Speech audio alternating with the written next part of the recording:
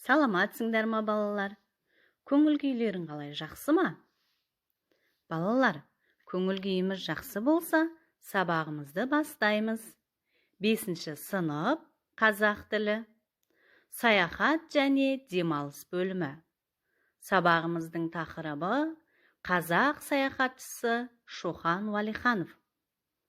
Осы сабақ барысында біз тыңдалған мәтін мазмұны негізінде сұрақтарға жауап береміз. Көтерілген мәселе бойынша өз ойымызды білдіреміз. Шоқан Уәлиханов туралы тың деректер білу үшін бейне жазбаға назар аударамыз, балалар. Мұқият тыңдаймыз, жарай ма? Шоқан Шыңғысұлы Уәлиханов, шын есімі Мұхаммед Ханафия, 1835 жылы Қостанай облысы, Сарыкөл ауданы, Құсмырдың жері 10 сәуір 1865 жылы көшен туған, Жетісу, қазақтың ұлы ғалымы. 19 ғасырдың екінші жартысында Қазақстанда туған демократтық, ағартушылық мәдениеттің тұңғыш өкілдерінің бірі, шығыстанушы, тарихшы, фольклоршы, этнограф, географ, ағартушы. Әжесі бала күнінде Шоқанның деп еркелетіп айтуымен Шоқан аталып кеткен.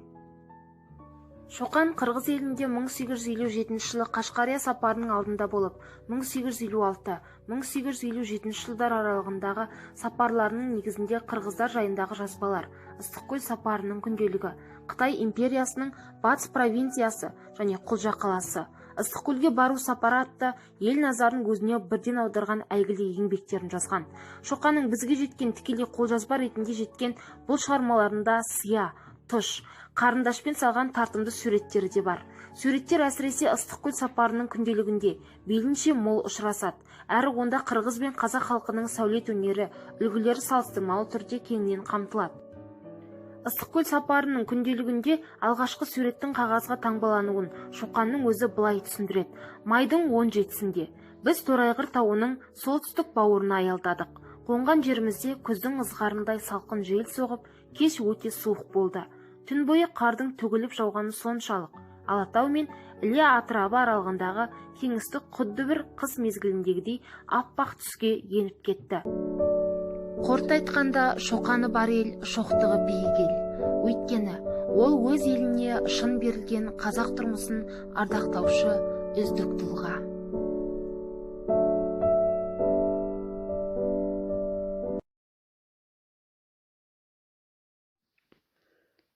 Бейне жазбадағы ақпараттарды пайдалана отырып, миға шабуыл жасаймыз. Шоқан Уәлиханов кім? Ол қай жерде оқыды? Шоқан қандай атақты саяхаттарға шықты, балалар? Оның ең жақын досы кім болған? Шоқан қай жерде жерленген?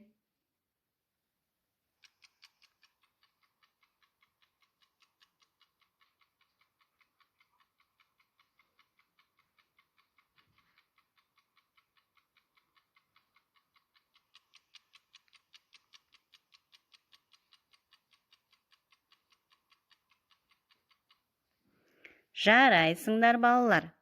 Сұрақтарға толық әрі нақты жауап берді деген сенімдемін.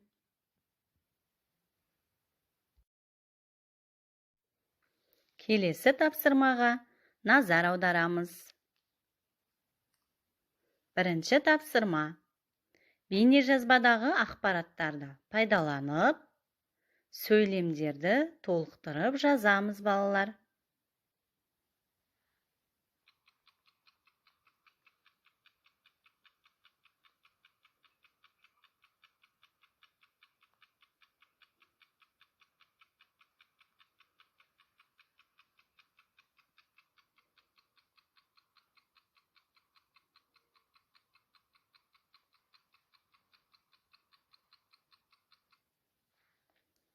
Жақсы, балалар. Тапсырманы толық орындады деп сенемін. Ендеше, балалар, екінші тапсырмаға назар аударамыз. Оқылым және тыңдалым мәтіні бойынша Т кестесін толтырамыз. Мәтінде көтерілген мәселені анықтап, өз ойларыңды білдіріңдер балалар.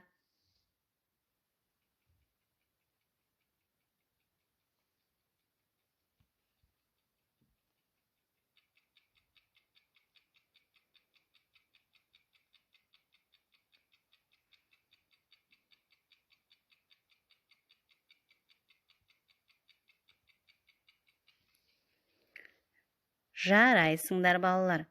Тапсырманы дұрыс әрі нақты орындады деп сенемін. Сабағымызды қорытындылай келе, бір-бірімізге кері байланыс беріп өтейік. Ол үшін біз балалар электронды почта әдісін пайдаланамыз. Жарай ма балалар?